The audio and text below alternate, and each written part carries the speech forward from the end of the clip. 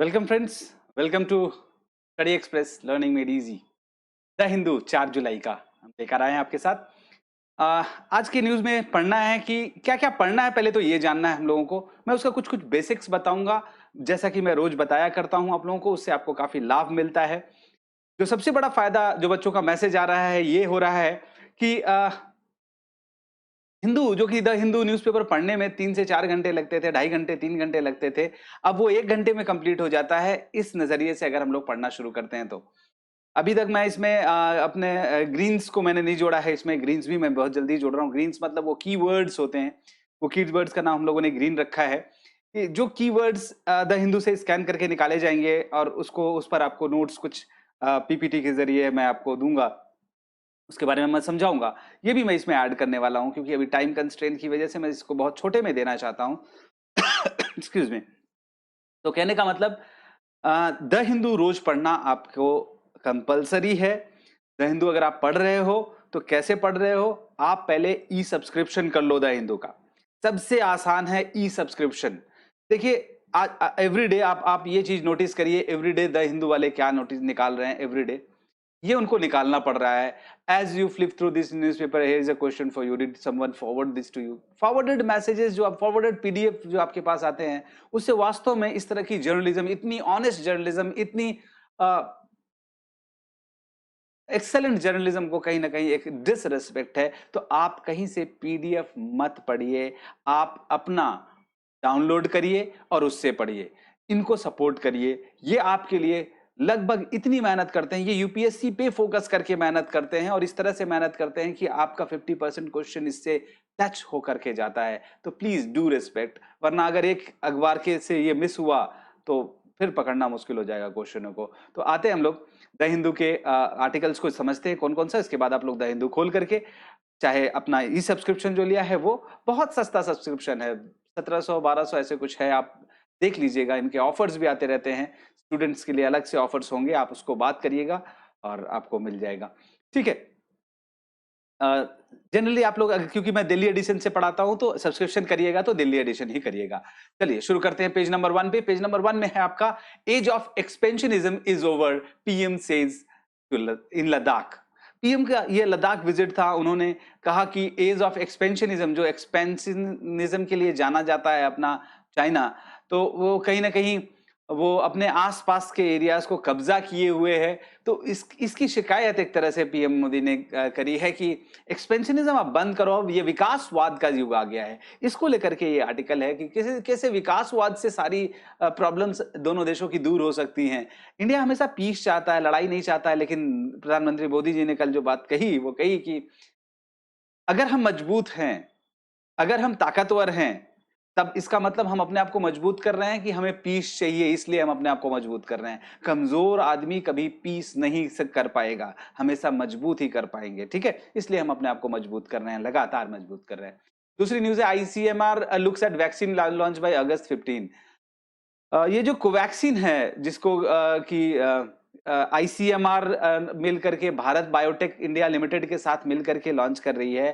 कहा जा रहा है कि 15 अगस्त तक ये लॉन्च होने की संभावना है, पर खुद आईसीएमआर कह रहा है कि नहीं, 15 अगस्त तक ये इसका जो ट्रायल्स है वो कंप्लीट हो जाएंगे। लॉन्च फेज 1 का लॉन्च हो सकता है, हो सकता है थोड़ा और टाइम लगेगा। हड़बड़ी नहीं करनी है, आईसीएमआर का ये इंडिकेशन है, इसको देख लीजिएगा। Plasma donation can be made mandatory. High court में एक पीआईएल दायर करेगी कि भाई ये जो प्लाज्मा बैंक बनाया गया है दिल्ली में, क्यों ना इसमें कंपलसरी कर दिया जाए, मैंडेटरी कर दिया जाए कि जो भी ठीक होकर जा रहे हैं अपना प्लाज्मा डोनेट करें। तो हाई कोर्ट ने कहा नहीं, आप ये नहीं कर सकते, इसको मैंडेटरी नहीं बना सकते। अच्छा, after Mizoram, Nagaland ban sales of dog meet.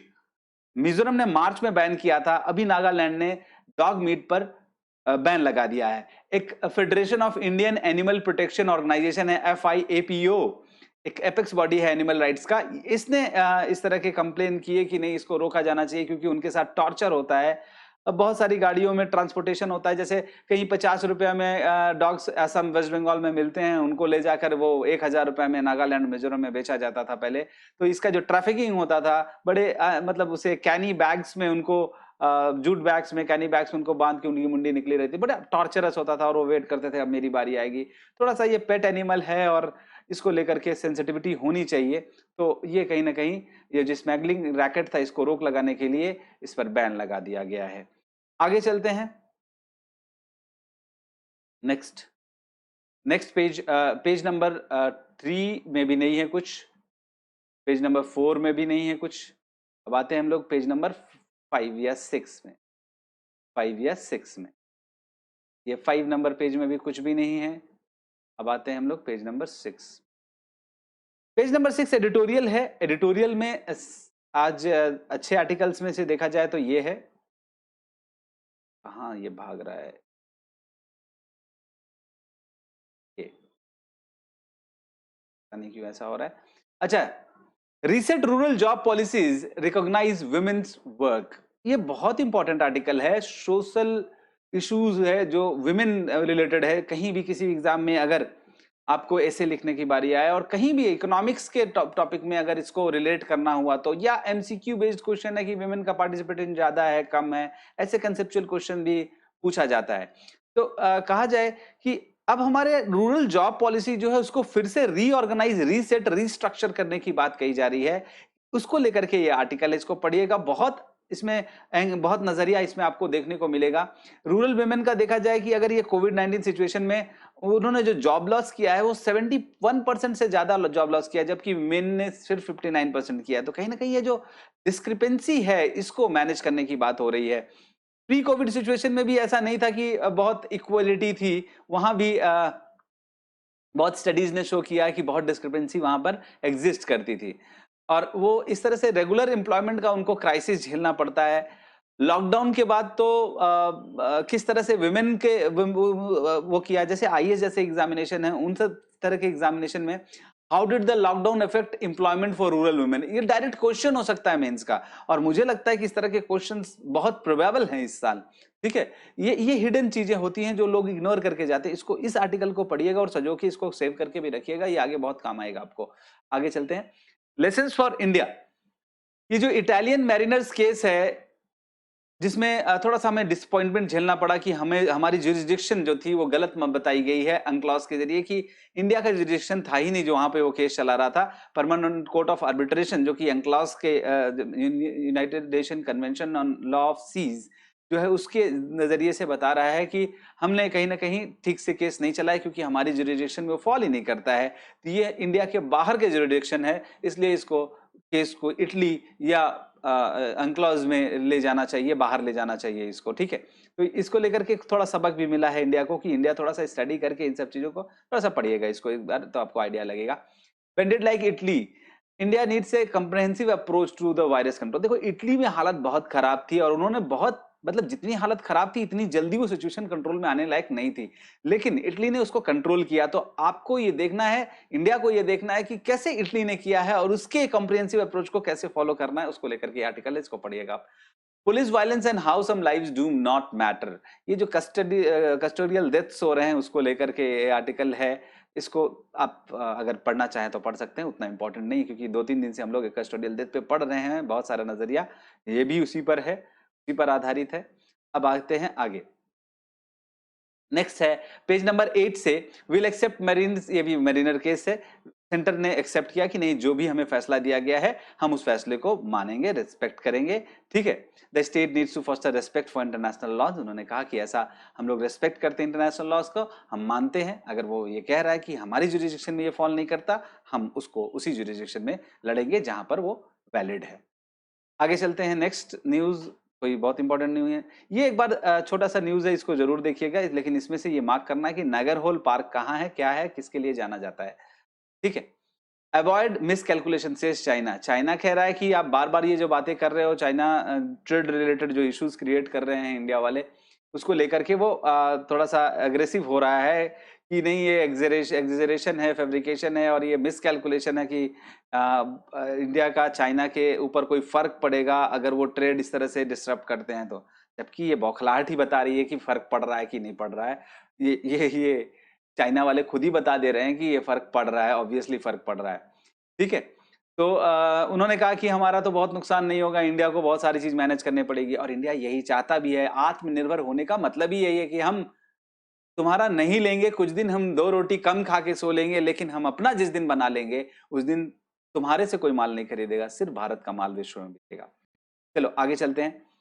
Japan against unilateral action that changes status को अलोंग एलएसी। देखिए जापान खुलकर सामने आ रहा है, रशिया खुलकर के इंडिया के साथ आ रहा है, ऑस्ट्रेलिया खुलकर के सामने साथ आ रहा है, वियतनाम खुलकर के साथ आ रहा है। तो चारों तरफ से वो कह रहे हैं कि नहीं, हम तो 24 देशों से हमारी बाउंड्री है, जिसमें 22 देशों के साथ हम एकदम से पीसफुली रहते हैं, जबकि सबका हड़पे हैं। किसी का 14 से 15 देश के साथ इनका विवाद है, वो उसको बता रहे हैं कि नहीं ऐसा नहीं है। जापान कह रहा है कि भाई यूनिलेटरल एक्शन जो चाइना कर रहा है इस तरह से, वो आके एनक्रोच करना, गलवान वैली मेरा है ऐसा कह देना, ये गलत है। ठीक है, एलएसी पे स्टेटस को जो था वो मेंटेन करा जाए और शांति बहाली किया जाए, और बायलैटरली जो डिस्कस होगा उसको लेकर के आगे बढ़ना है। उसको, ये आर्टिकल उससे रिलेटेड है। पेज नंबर 10 में आते हैं। Not the time to profiteer, NPPA. NPPA ने कहा है, नेशनल फार्मास्यूटिकल प्राइसिंग अथॉरिटी जो है एनपीपीए, वो कह रही है कि ये प्रॉफिटरिंग का टाइम नहीं है यार। यहाँ पर चीजें जो इसेंशियल आइटम्स हैं, मेडिकल इक्विपमेंट्स हैं, उनको अवेलेबल कराना इज मोर इंपॉर्टेंट। प्रॉफिट कमाना फिर कमा लेंगे, जीवन रहा, बहुत सारे लोग रहे हमारे साथ आसपास, तो हम फिर से कमा लेंगे। अभी प्रॉफिटिंग करने का टाइम नहीं है। लेकिन ऐसा देखा जा रहा है कि बहुत लोग प्रॉफिटिंग के चक्कर में ये इक्विपमेंट्स बेच रहे हैं। आगे चलते हैं next. Panel on science and technology to meet on pandemic. The standing committee on science and technology headed by Congress.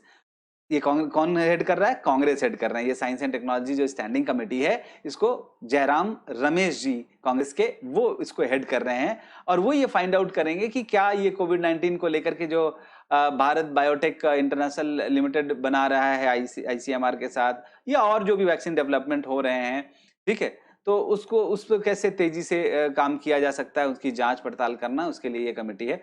ठीक है, नेक्स्ट आते हैं हम लोग पेज नंबर 11 में। पेज नंबर 11 में इसमें ये देखिए, Rajasthan gets new chief secretary. ये फैक्चुअल क्वेश्चन कुछ कुछ एग्जामों में पूछा जा सकता है कि 1985 बैच के आईएएस ऑफिसर राजीवा स्वरूप रिप्लेसेस डीबी गुप्ता। इसको इसके लिए पढ़िएगा। नेक्स्ट आते हैं हम लोग। Tribal belt forest will not be test, Assam minister. Assam में जो ये बार बार इन्वायरमेंट क्लियरेंस को लेकर के प्रॉब्लम हो रही है कि बहुत सारे ऐसे उनके प्रोजेक्ट्स हैं जो कि हैम्पर कर रहे हैं वहां के आसपास के रिजर्व्स को, वाइल्ड लाइफ सेंचुरीज को, नेशनल पार्क्स को। तो अब की बार ये वहां के मिनिस्टर ने ये कहा कि ट्राइबल बेल्ट्स कहीं है, अगर कहीं फॉरेस्ट है, उसको टच नहीं किया जाएगा, क्योंकि वहां से ऐसी शिकायतें आने लगी थी। ये जो ट्राइबल पॉपुलेशन है, तीवा ट्राइबल है, और बहुत सारे ट्राइबल्स हैं, वो लोग वो कर रहे हैं कि हमारी लैंड दे करके यहाँ इंडस्ट्रियलाइजेशन क्रिएट किया जा रहा है। तो ऐसा नहीं किया जाएगा। उन्होंने कहा कि जो फ्री लैंड होगी, डीएम उसको डिसाइड करके ही वो देगा। इसको उसके लिए पढ़िएगा इस आर्टिकल को। नेक्स्ट आते हैं इसके बाद के आर्टिकल में, आर्टिकल 14, पेज नंबर 14 में सीधे आएंगे हम लोग। पेज नंबर 14 में भी कोई एक ऐसी इंपॉर्टेंट न्यूज नहीं है। एक न्यूज ये बनती है, with economic measures India seeks to turn tables on China. ये आप जरूर पढ़िएगा, क्योंकि एक न्यूज का एनालिसिस है ये काइंड ऑफ, कि अभी चाइना, जो हम लोग जो चाइना के ऊपर प्रेशर डालना चाहिए ना, चाइना भले कह रहा है कि हमारे यहाँ से आपका बहुत बड़ा ट्रेड नहीं है, हम बहुत डिपेंडेंट आप पे नहीं है, आप मेरे पे ज्यादा डिपेंडेंट हो। इंडिया कह रहा है ठीक है यार, हमने अपना इक्विपमेंट्स लेना बंद कर दिया, हाईवे मिनिस्ट्री ने कह दिया, आईटी मिनिस्ट्री ने कह दिया, पावर मिनिस्ट्री ने कह दिया। तो ये लोग इक्विपमेंट लेने से जो भी उनके साथ डील थी, डील कैंसिल कर दिया। उसके बाद इंपोर्ट्स में भी बहुत सारे पेच आ गए। तो ये कह रहा है कि डब्ल्यूटीओ रूल का वायलेशन है, आपको डब्ल्यूटीओ रूल्स के हिसाब से चलना चाहिए।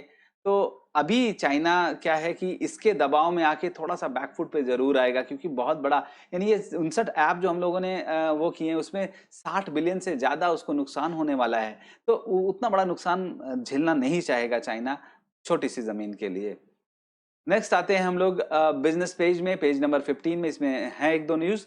UK government group led by Bharti wins bid for bankrupt OneWeb. OneWeb एक कंपनी थी जो कि रूरल एरियाज में इंटरनेट देने की, broadband facility, low latency wireless broadband facility high speed पे देने की बात कर रही थी बिलियंस ऑफ पीपल को ऑल ओवर द वर्ल्ड। लेकिन ये बैंकरप्ट हो गई ये कंपनी। तो इसको भारती ग्लोबल ने खरीदा, जो भारती एयरटेल की जो कंपनी है, भारती मित्तल जी की, उसको उन्होंने इसको वो किया, परचेज किया है। ठीक है, उसका बिड ले लिया है यूके में। अब वो इसको लॉन्च करेंगे, उससे वो उसके सपनों को आगे बढ़ाएंगे। नेक्स्ट है service sector contracts for a 4th month in June PMI. अभी जो ये नए इंडिकेटर्स आए हैं इसमें देखिए कोई बिजनेस हुआ नहीं, कोई सर्विसेज बिकी नहीं, तो सर्विस सेक्टर में भी बहुत बड़ा कॉन्ट्रैक्शन आ रहा है। पिछले 4 महीने से लगातार ये फॉल करता चला जा रहा है। अब जून में थोड़ा सा अच्छे वो दिखे थे, सिग्नल्स दिखे थे, पर आगे देखना है कि क्या होता है। ये हो गया पेज नंबर 15। पेज नंबर 16 पर आते हैं। पेज नंबर 16 में भी कोई इंपॉर्टेंट एज सच नहीं है। ये सरोज खान जी का डेथ जो था, रेस्ट इन पीस, उनका जो उनकी जो उपलब्धियां थी लाइफ की, उसमें एक आर्टिकल में इसको समाहित किया गया है। As a choreographer, as a human being, as a host, as a trainer. और इन्होंने एक जो सीलिंग तोड़ी थी कि नहीं, मेन का ये जॉब हुआ करता था एक टाइम में बॉलीवुड में, उसको आके इन्होंने चैलेंज किया और खुद अपने लिए एक मुकाम हासिल किया। तो जहां चाह है वहां राह है। और हिम्मत, अगर आप हिम्मत करते हो तो आप कुछ भी जिद करते हो तो कुछ भी पा सकते हो। कहाँ से ये 1948 में जन्मी थी और कहाँ से इनका सफर कहाँ से शुरू हुआ, और लास्ट फिल्म इनकी जो कलंक में इन्होंने तबाह हो गए वाले गाने पे इन्होंने कोरियोग्राफ किया था, इसके बारे में डिटेल्स दिए हैं art and culture point of view से, और छोटे छोटे एग्जाम्स के उसमें पॉइंट ऑफ व्यू से ये इंपॉर्टेंट है। तो बहरहाल इसके लिए साथ ही हम लोग स्टडी एक्सप्रेस का ये वाला सेशन एंड करते हैं। और होप करते हैं कि आप लोग जल्दी से जल्दी अपना सब्सक्राइब कर लेंगे द हिंदू को और हमारे चैनल को भी। और ये दोनों पंच अगर आप करते हो तो आसानी से, आप बहुत आसानी से द हिंदू पर काबू पा सकते हो। Thank you so much for watching study Express learning में।